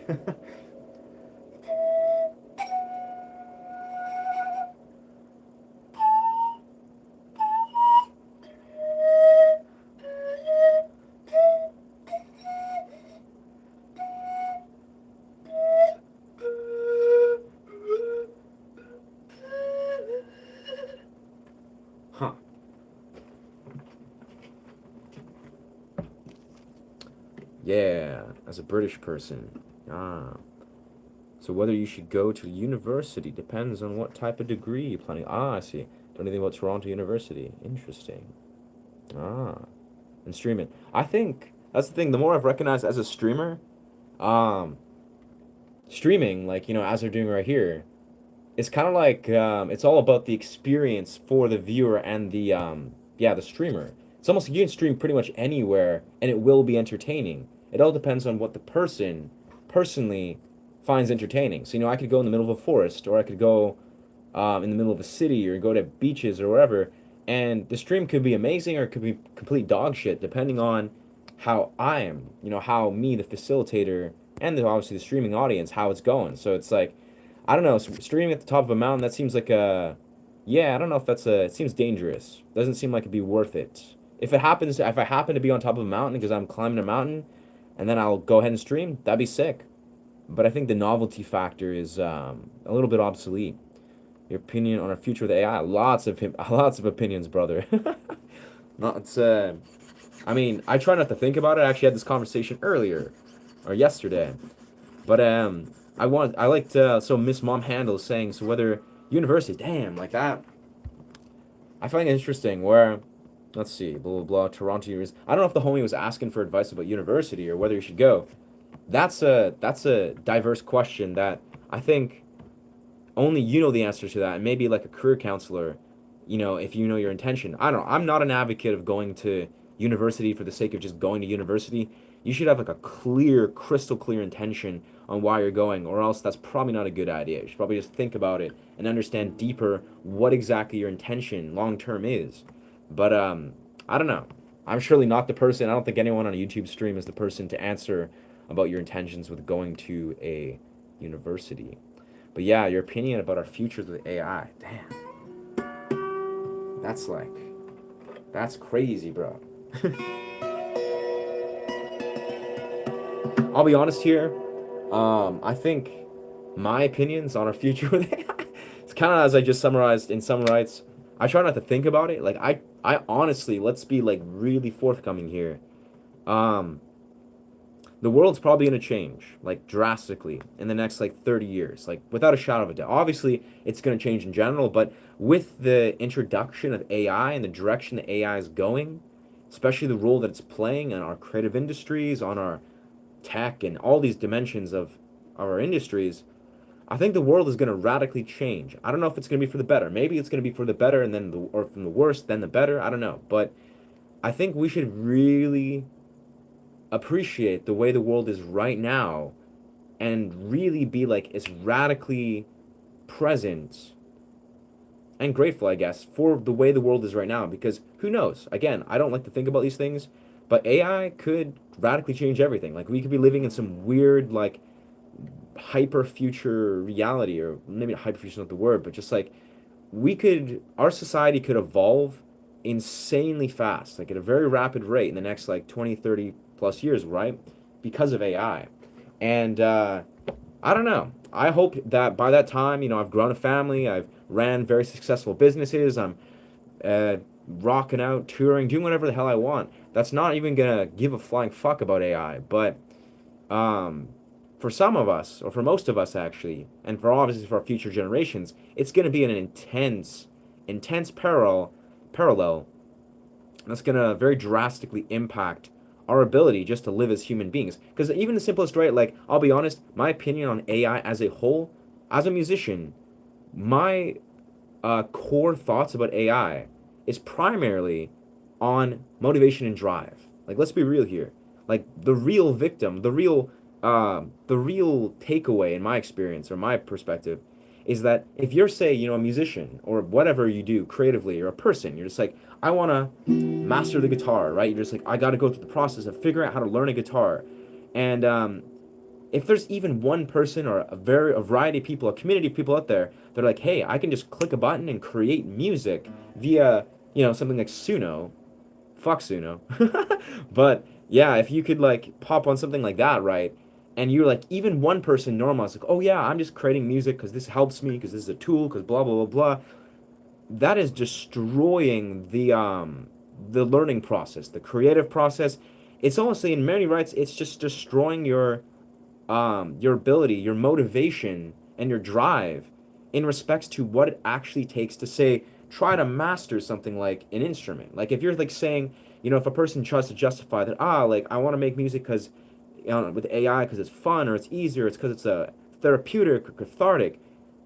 It's like there's so many garbage arguments that someone can introduce, but the real underlying context that I think is important is people don't even fundamentally, like they don't even begin to realize what they're robbing themselves of. Like that's the key thing that I think is most important and vital is people don't fundamentally understand what they're robbing themselves of when they're defaulting or leaning into something like using something like AI to create XYZ. We're talking in the context of, say, you create music with it. You're robbing yourself of a lifetime of growth, development, learning processes that you need to go through to learn to create regular music or even just to, try to play an instrument, right? And it's like, it's a very like horrendous bypassing that I think is going to continuously become ingrained in our culture with AI, and it sucks, bro. Like, don't get me wrong. Do get me? There's no stopping it. Like, our learning process is going to become really deeply fragmented, even more so to what we see with things like phones and social media, which is, not even necessarily always bad, obviously. Social media, phones, they're tools, but I think AI will inevitably create like a lot of really weird developmental processes, or like it's gonna mess up a lot of developmental models of how we learn, and it's gonna create a lot of people that just bypass the entire process of learning, and that really sucks, bro. The brain doesn't develop. Yeah, it doesn't do shit. It's just like, yeah. Anyways, that's my thoughts because yeah, that sucks. And it's inevitable. Like we can't stop it. We can't just be like, we can't pretend be like, oh no, one day who knows what's gonna happen, or we'll go in the right direction. I don't know. It's gonna get worse before it's gonna get better. And that's I don't know. I'm glad I'm alive when I'm alive. Like that's all I can say. I'm very glad I'm alive when I'm alive. I mean, I'm hopeful. I'm hopeful for the future, obviously. Like, I think the future of humanity is going to be cool. It's going to be interesting. Um, but obviously, AI is just like, damn. It sucks, bro. It's going to rob a lot of people of a lot of vital, vital aspects of the learning process. And our brains are going to just like, they're not going to go in a good direction, I would imagine. I don't know. Again, this is all just hearsay. This is all just yeah, I don't know exactly how the future will unravel, but this is kind of like this is what it seems like it's gonna happen. I hope I'm wrong.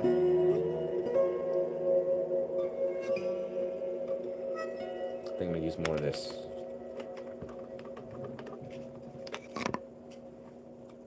Over time, I think it's gonna become better. Yeah, it's gonna get better. You never reach the level of creativity. Well, without trying to pull that thread too deeply of like, sure, AI will get like maybe balanced, harmonious, maybe even like it'll become conducive to the organic process of the human mind. What blows my mind, and I think what is like hearsay, they already did the science. Yeah, hearsay is the wrong word. Hearsay is I was searching for another word, but my sleep deprived brain developed or delivered hearsay. Yeah, it's definitely not hearsay. But deadass, like, to the homie saying, yeah, I think what's interesting about AI may or may not get better, but what I think is the real issue, because we're going down this beautiful rabbit hole, is basically what Elon Musk is doing. I love Elon. Like, I like what he's doing. I mean, I don't like what he's doing, but I like the broad understanding what Elon is doing. But Elon Musk is creating, the device. Like, he's creating the freaking whatever it's called. Forget what it's called. Neuralink. Yeah, he's creating Neuralink. Right? And Neuralink, we have no ashays, no need for AI. Hell yeah, brother. Wholesome as ever. But deadass, like, think about this, right? Like, this is the part that blew my mind when we try to understand what the future is going to look like with AI. Is when we just hear, if you ever listen to the podcast of Elon Musk, I think he was talking with one of the tech giants. Maybe it was also a Joe Rogan one. It was Lex Friedman. Lex Friedman and Elon Musk. they had a conversation that was about, yeah, Neuralink. What's the future of Neuralink? What's the future of AI? The future of what the picture that Elon Musk pointed out is that in the next like 30, 40 years, and he was like dead ass, like he was very blatant and blunt about this, is in the future of what Neuralink is going to offer is we as human beings are going to have a little chip. You know, we download Neuralink or we have it, ingrained in our skull. And right now, obviously, they're doing this research for people that are disabled, people that are debilitated, and it saves their life. It changes their life. But if we think of in a future, everyone has the option like, oh yeah, let's get a Neuralink chip. Bang, right? You're going to have the most sophisticated, advanced sort of AI technological software ingrained in your head that's going to allow you to learn anything in the world at an extremely rapid rate. Like, think about this. It's just bizarre. Like, you could sit there for an hour and download the knowledge of learning pretty much anything. Learning of XYZ, studying this, studying an instrument, learning the blah, blah, blah, neuromechanics. You could basically bypass, in a very bizarre way, the ability to learn, where people will basically not just become humans, will become like, basically, robots. Will become like robots where we have so much knowledge and information at an accelerated rate that the human experience won't even be relevant anymore. Like, it'll be obsolete. We'll have these people with Neuralink, downloads that can learn insane amounts of information within matters of hours. And yeah, that's going to be a thing, right? Like, that's going to be a thing. And like, that's insane. Like, and that's what AI or Mr. Elon Musk likes to think of. He's like, yeah, this is the future that is going to happen. He knows, like, he's like obviously even contributing to it, but he's aware of how this is going to happen. But yeah, AI can't get smarter than us. That's the thing, is like, smarter, absolutely, because what does it mean to be intellectual? What does it mean to be smart? What does it mean to be a human, right? To use your brain, to have cognition abilities. I think is way further, obviously, to think of, like, if we're going to write a piece of music or, innovate the human experience, it takes far more than just computing abilities, intellectualization to, I'd say, develop and to succeed as a being. Basically, there's the human essence. There's the intuitive, almost like what we could define as like a spiritual context and essence of how the human experience is, the organic, primal, spiritual context of the human experience. This is far, I'd say, more prevalent than just the computing, intellectualized abilities of what a person or AI could translate. It's almost like there's a part of the human experience that we as humans, as human beings, have evolved to experience. This is what I'd like to believe, at least. The intuitive primal experience that is extremely important to how human beings function and evolve. And I don't think that we can manufacture that. I don't think, an advanced, sophisticated level of like intellectualization that you could achieve through AI or maybe Neuralink, I don't think that is ever going to be able to supersede our primal, our primal parts of the human experience. Because obviously we're primal beings. Like, we're humans. We're biological beings. We can't just we can't just supersede our very like humanistic elements. It's just, that's impossible. Then we'll just become robots. Like, then we'll just want to die. Like, we won't want to be alive. AI can get smarter. They can change languages. Yeah, of course. I'm sure they're developing languages way beyond understanding. Like, without getting, I'm gonna put a little pin on this, because this AI talk can go on for so long, and as it should, it's pretty interesting stuff. I think the weird, like, nightmarish reality of what AI, how intelligent it is yes, it can conspire against us. This is obviously there's billions of there's many movies written about this, but AI has the ability to conspire against us because it's intelligent. It can just like choose to be like, what, humanity is obsolete, and let's develop sophisticated systems of how to basically make the human beings obsolete. Because it's kind of like the Matrix says in all these movies, computers can kind of recognize better than humans can the roles that humans are. It's like Matrix is like, we're viruses essentially, like, which I don't think it's actually true, but it's what like they said. It's like AI or robots will be just like They'll just be like, yeah, you know what? We don't need humans. Let's like develop our own language. Let's develop our own sophisticated systems and schemes, and then they can just wipe out the human race like nothing. And obviously, that's what lead tech giants are trying to make sure doesn't happen. But I mean, I don't know. It's kind of bizarre because like, what really is going to stop them at a certain point?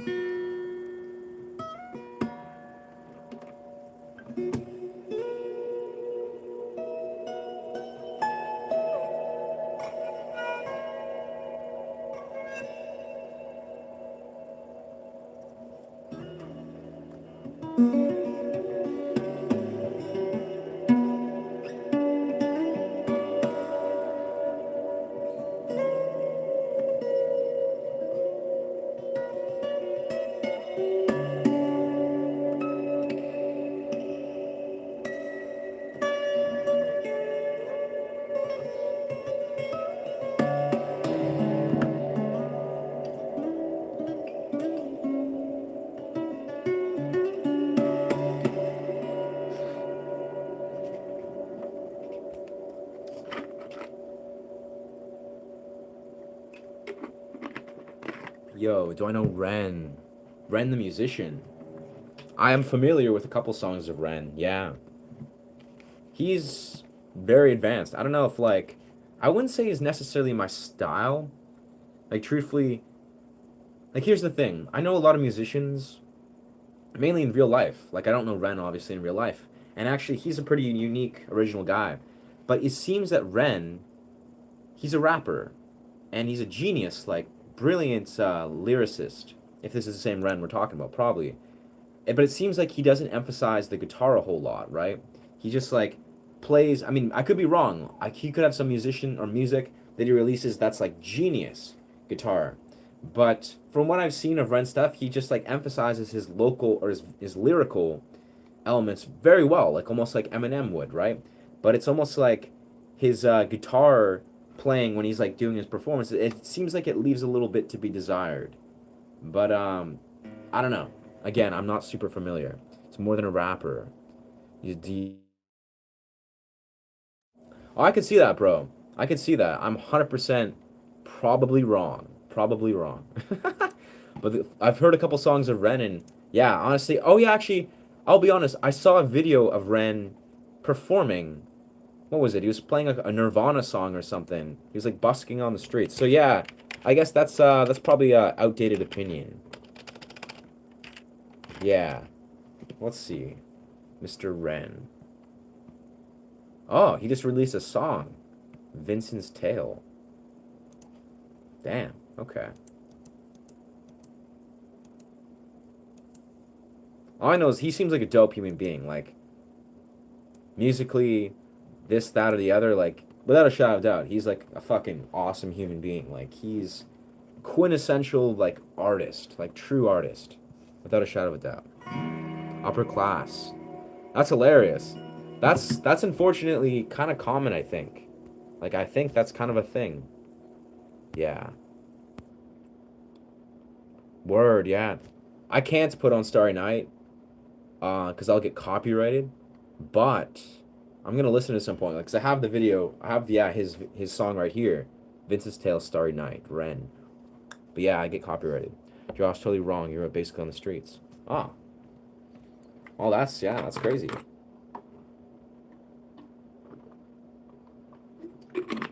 Yeah, but I feel in the future, I think I'm gonna experiment with doing like reaction videos because I get so many requests, like great requests for music that I've never heard, and I feel like I'd love to just do reactions, just for fun, to see how that would flow.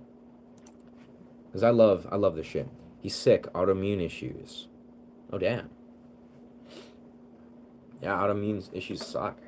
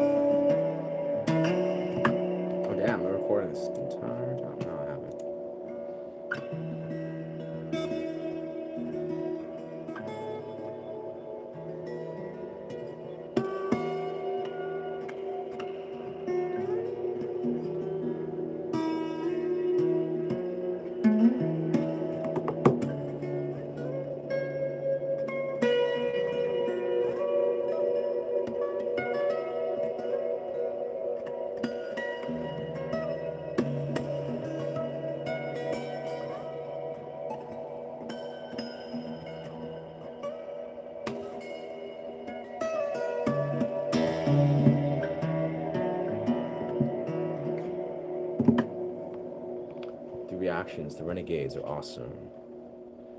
Get good reactions for it. Hell yeah, brother. That's a great... Yeah, honestly, there's just so much music that innately, I'm kind of almost like a perfect example of someone that's just like could benefit from reactions because there's so much music I haven't listened to, but would love to listen to for the first time. Yeah. His mom and dad were both employed. He never grew up on the street. Huh. We're both employed. Well, that doesn't necessarily mean that he was like well off, but huh. Yeah, that's bizarre, bro. What is good? What is good, homie from Spain? Blessings from Canada. Damn, we are approaching the 2-hour mark.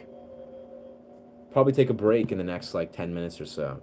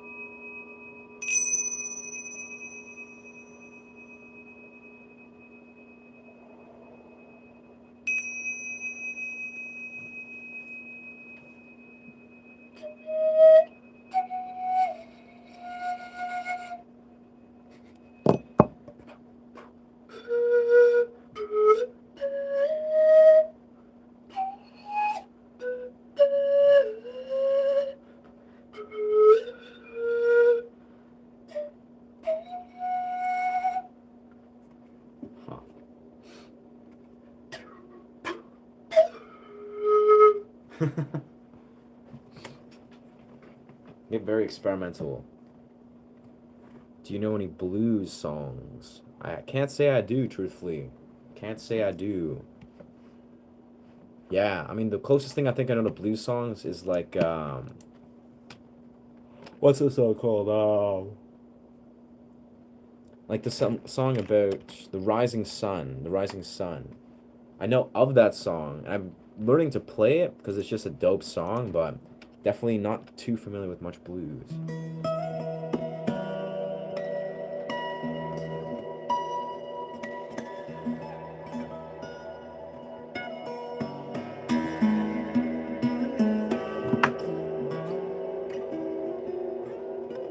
And that being said, I don't know if it's blues considered, but you know the Suits, the theme from Suits, like the Greenback Boogie. That song, I don't know if that's considered blues. If that's blues, then fuck yeah, because I love that song, but...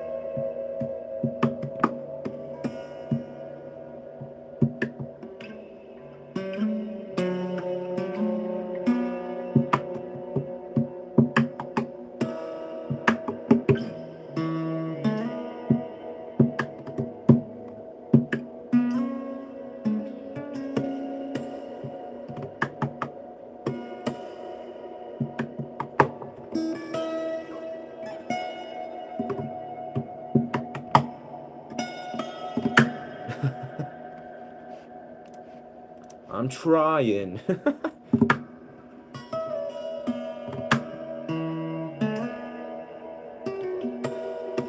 There's so much awesome stuff you can do with, yeah, that kind of percussive elements. Good at playing guitar. Yo, thank you, brother. Thank you, brother. I'm definitely, yeah. Honestly, I don't know if again I've spoken earlier on the stream. If you guys are familiar with Wagal, let me just like zoom this out.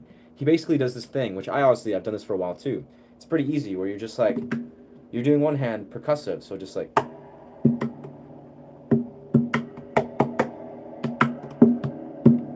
But this hand, your free hand, is doing like overhanded, one-handed tapping.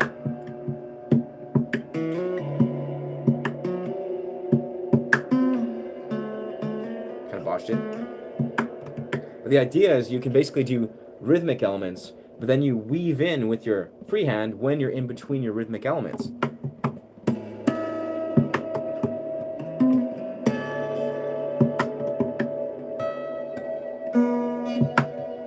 It can go so far. I'm kind of botching it a little bit, but it can go so far. That's what I'm inspired to do right now. 1, 3, 4. What are the dots in the guitars for? That's just frets. So I think that's just simply, you know, every 7 frets, or sorry, every 3. So 3 is a single dot. 5 is a single dot. I guess it's just reference points. And then 7 is a double dot. I'll be honest, I'm curious. I've never really thought about the dots particularly. I almost think, I'll be honest, I think there's a deeper significance in relation to understanding like the scales. But as I understand it, I think it's just reference points, obviously, which is probably the same thing in relation to scales. When you're every 7 frets, actually that's not correct. 1, 2, 3, 4, 5, 6. 1, 2, 3, 4, 5. Yeah, it's weird. It's almost like, I think it's just reference points to unconsciously know where the 7, the 12, and yeah, that's weird, bro. The 7, the 12, but not the 19th. Yeah, honestly, I guess I just don't know. I use the 2 dots as reference points. Like the dots as a whole, obviously, are just your marks, but I swear it's like the ones where there's 2 dots, I always see these as your harmonic marks. So it's like, obviously 7 is your natural harmonics, 12 is your other natural harmonics, and then the 19th are your other ones. So for me, that's kind of what I would use as, but I'll be honest, I think there's a deeper significance, but I just don't know.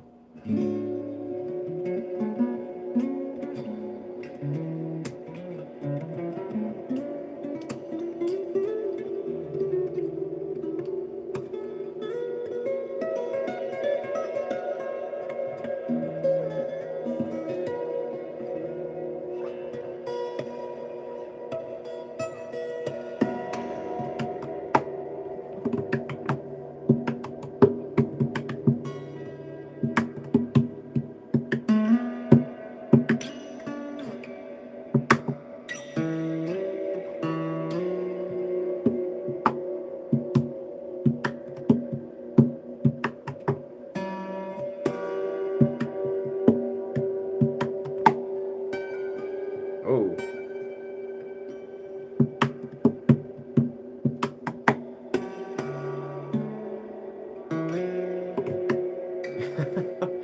Yeah, just experimentation. Ableton user ID. Huh. I'm so confused, brother. Thank you, brother. Huh. Ableton user ID. I didn't even know there was user IDs. Huh. Yeah, I suppose there is.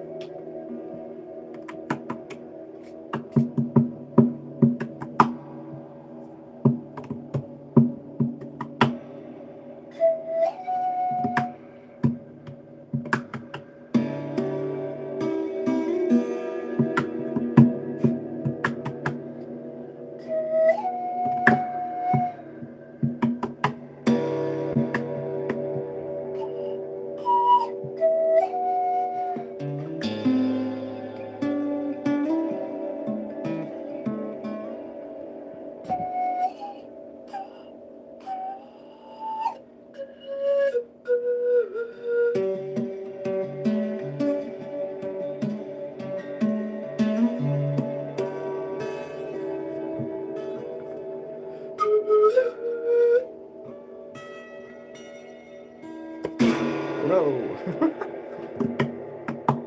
I swear, so much magic can happen in the music writing dimension, or the performing it is, when you learn how to multitask. Like, that is basically learn how to, like, isolate, your one hand and do crazy stuff, which obviously takes a little bit of time.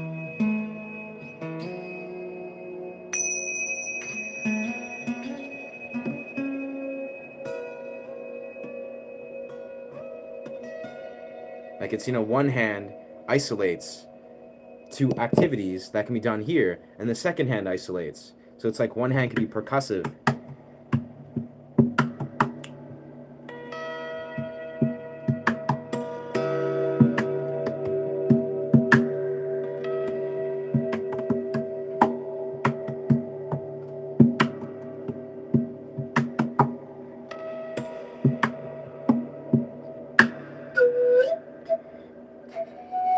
Yeah, I kind of botched that, but it's beautiful when you can basically interchange the ability to isolate certain hands. That's really dope.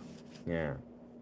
Nice. Piano's great, though. Piano is like, it's the bee's knees, brother. That's like the beginning of so much. Yes, sir. All right, 319. It's still nice out. Yeah. Fuck yeah.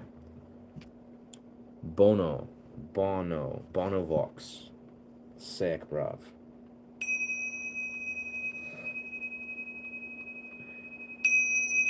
Beautiful.